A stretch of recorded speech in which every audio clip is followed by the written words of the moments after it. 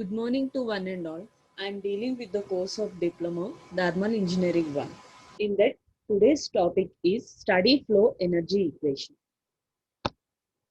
The outline of my presentation is Study Flow Energy Equation.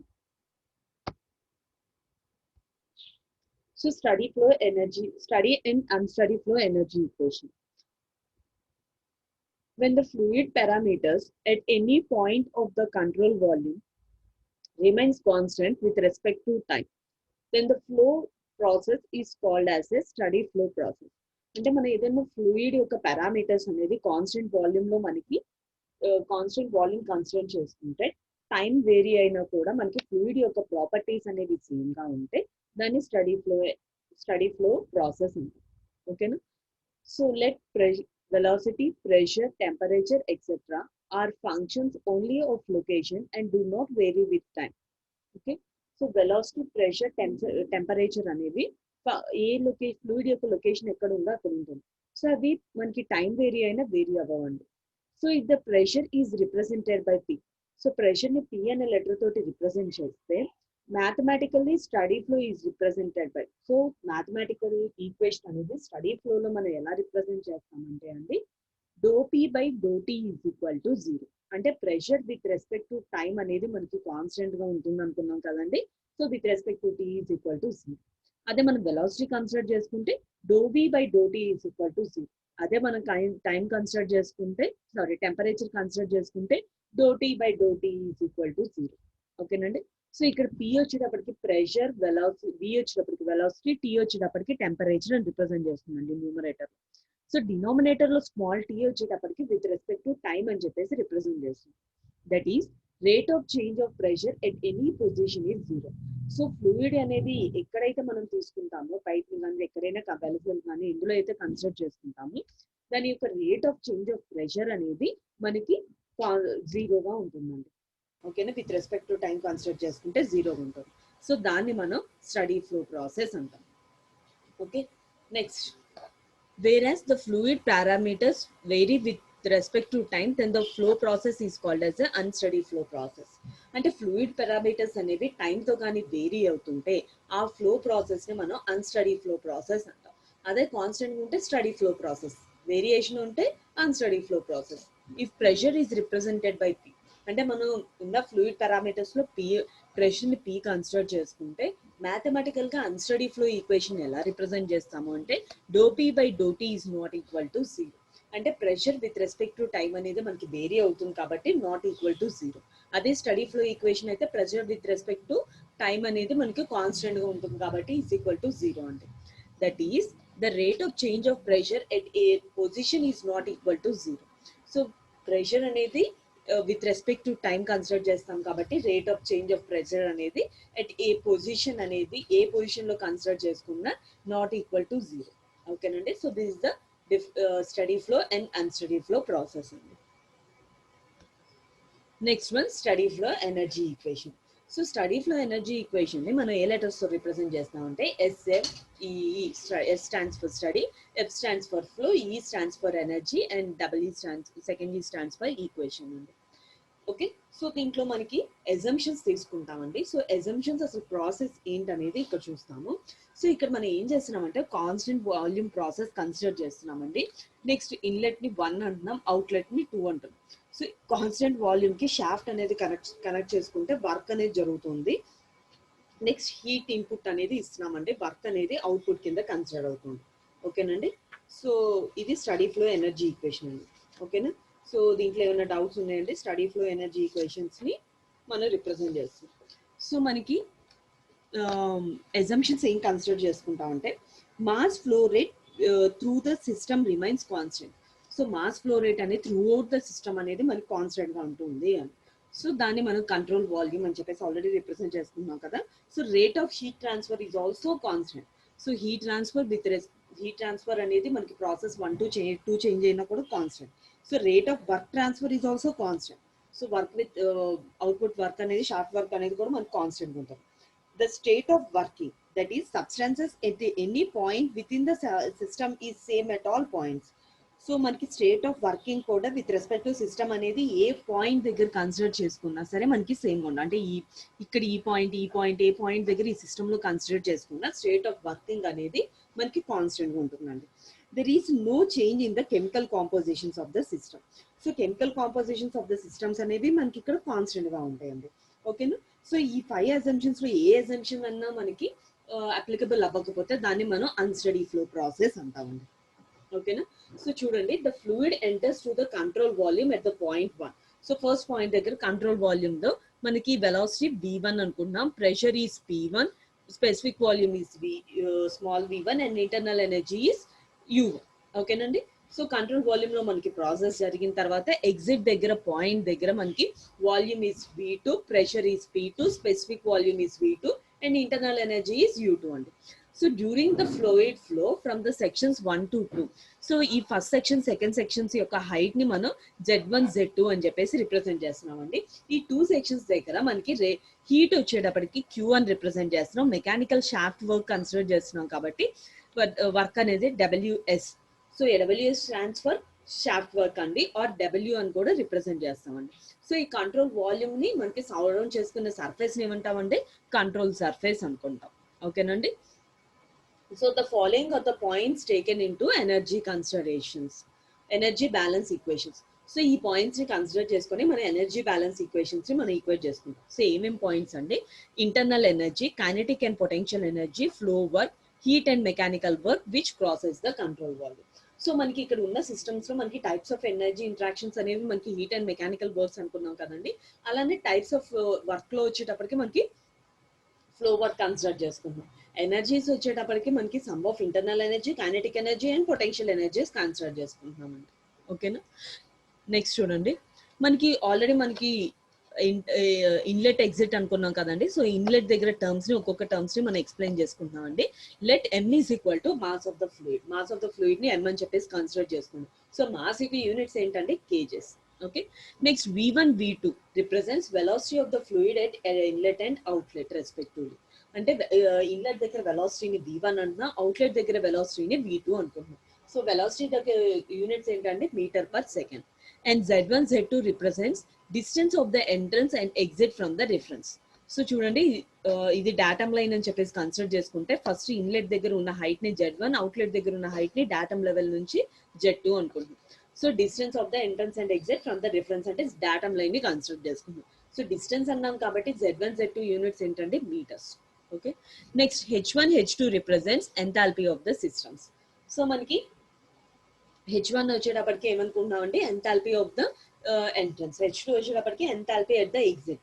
So enthalpy is represented by, ఎలా ఎంథాల్పీని represent చేస్తాము, it is the sum of internal energy and capacity to do work. So internal energy h is equal to ఏమంటామండి, u plus pv. So inlet దగ్గర consider చేస్తే h1 is equal to u1 plus p1 v1. Exit దగ్గర consider చేసుకుంటే h2 is equal to u2 plus p2 v2 అండి. So enthalpy units ఏంటండి, joules కింద consider చేసుకుంటాం. Next W represents rate of work done. So rate of work done, so work done with respect to time consider చేస్తున్నాం కాబట్టి rate of work done అంటున్నాం. So W is represented by the letters dW by dt. So T represents rate with respect to time. Okay, so మనకి units ఏంటండి, so energy units ఏంటంటే joules, time units seconds. So W units joule per second. So joule per second is also known as what అని చెప్పేసి represent చేస్తామండి. Next Q amount of heat supply చేస్తున్నాం కదా, Q is equal to dQ by dt. అంటే rate of heat, మనం అంటే control volume కి మనం హీట్ అనేది సప్లై చేస్తున్నామండి. సో యూనిట్స్ ఏంటంటే joule per seconds or watt అండి. సో Q కి units joules, time rate of అన్నారు కాబట్టి with respect to time consider చేస్తాం. So rate of heat addition కాబట్టి joule per second or watt అని రిప్రజెంట్ చేస్తాం. Next U1 U2 represent specific internal energy at inlet and outlet. So U1 అంటే specific internal energy at outlet, U2 represent specific internal energy at outlet అండి. So specific అన్నారు కాబట్టి మనకి units ఏమవుతుందండి, kilo joules per KG. So internal units joules అండి, with respect to specific అన్నారు కాబట్టి kilo joules per KG అండి. Next P1 P2 represents pressure at the inlet and outlet. ఓకేనండి. సో P1 వచ్చేటప్పటికి pressure at the inlet, P2 వచ్చేటప్పటికి pressure at the outlet అండి. So units వచ్చేటప్పటికి Pascal's లో consider చేస్తాం. and V1, V2 represents, capital V1, V2 represents specific volume of the system at inlet and outlet. So capital V1 is the specific volume at inlet, V2 represents the specific volume at the outlet. So specific volume means it is the ratio of mass, volume of the fluid occupied by the mass of the fluid. So volume units is meter cube and mass units is kg. So specific volume units is meter cube per kg. Next, G represents acceleration due to gravity. So earth మీద acceleration due to gravity value ఎంత అండి 9.81. So G units ఏంటండి acceleration due to gravity meter per second square అండి. So these are the various fluid terms ని మనం ఇక్కడ steady flow energy equations లో represent చేస్తున్నామండి with respect to units. Okay, next చూడండి, from the law of conservation of energy. So steady flow energy equation వచ్చేటప్పటికి law of conservation of energy మీద base ఉంటుంది. What is the law of conservation of energy?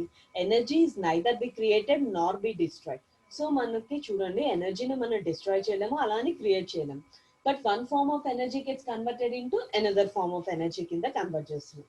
So మనం ఎలా రాస్తున్నామంటే total energy flow rate into control volume is equal to total energy flow rate out of the control volume.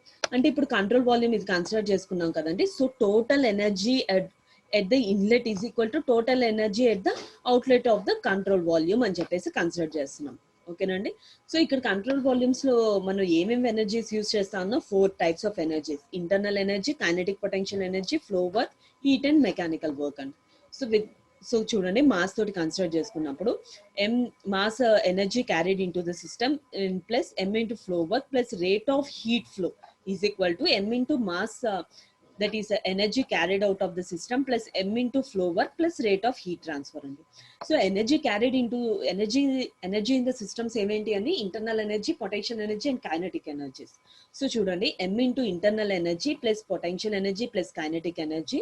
మనకి ఇక్కడ flow work మనకి ఏంటండి mechanical work. So m into flow work plus q is equal to m into in sum of internal energy, kinetic energy, potential energy at exit plus m into flow work at 2 plus w. Okay nandi. So manki q n represent చేస్తున్నాం rate of heat transfer dq by dt and w ని మనం ఎలా రాస్తున్నాం dw by dt అనుకుంటున్నాం అండి. So మనకి inlet దగ్గర మనకి ఫ్లో వర్క్ అనేది ఉండదు కాబట్టి 0 అని చెప్పేసి రిప్రజెంట్ చేస్తున్నాం అండి. అవుట్లెట్ దగ్గర మాత్రమే ఫ్లో వర్క్ అనేది ఉంటుంది. ఓకేనండి. సో మనకి ఎలా రాస్తున్నాం అంటే చూడండి, so mass flow rate m into internal energy u1 plus potential energy half mv square. So m common తీస్తున్నాం కాబట్టి v1 square by 2. Kinetic energy is mgz1. So m common తీస్తున్నాం కాబట్టి so m into u1 plus gz1 plus v1 square by 2 plus flow work. m into flow work ఎంత అండి? flow work is represented by pv అండి. So మనకి inlet దగ్గర consider చేస్తున్నాం కాబట్టి m into p1 v1 plus q is equal to m into internal energy at the exit is u2 plus potential energy is half v2 square plus kinetic energy is represented, kinetic energy is gz2 and plus m into flow work is p2 v2 plus w amount of work transfer mechanical work, that is shaft work and okay nandi. Next చూడండి, మనం ఈ equations ని arrange చేస్తున్నాం. So arrange చేస్తున్నప్పుడు చూడండి, మనం ఈ 2 terms లో నుంచి ఏం కామన్ తీయొచ్చు అండి? m కామన్ తీయొచ్చు. సో ఇన్లెట్ దగ్గర m కామన్ తీయొచ్చు, అలానే ఎగ్జిట్ దగ్గర మనం m కామన్ తీయొచ్చు అండి. సో ఈ ఈక్వేషన్ ఏమవుతుంది? m into u1 plus p1 v1 plus gz1 plus v1 square by 2 plus q is equal to m into u2 plus p2 v2 plus gz2 plus v2 square by 2 plus w అండి. ఓకేనండి. So ఇది equation అండి. మనకు already మనకి ఇక్కడ ఈ 2 terms లో నుంచి చూడండి, u1 plus p1 v1 common తీస్తున్నాం. ఎందుకని we know that enthalpy is equal to some of internal energy plus capacity to do work. So at inlet దగ్గర కన్సిడర్ చేసుకుంటే h1 is equal to u1 plus p1 v1.